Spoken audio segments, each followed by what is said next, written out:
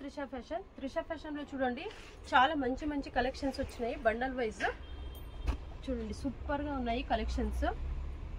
Silk rayon అన్ని materials వచ్చినాయి. చూడండి కలర్స్ చాలా బాగున్నాయి, మిస్ చేసుకోకండి. బండల్ వైజ్ కూడా ఉన్నాయి, రీటైల్ కూడా ఇస్తాము.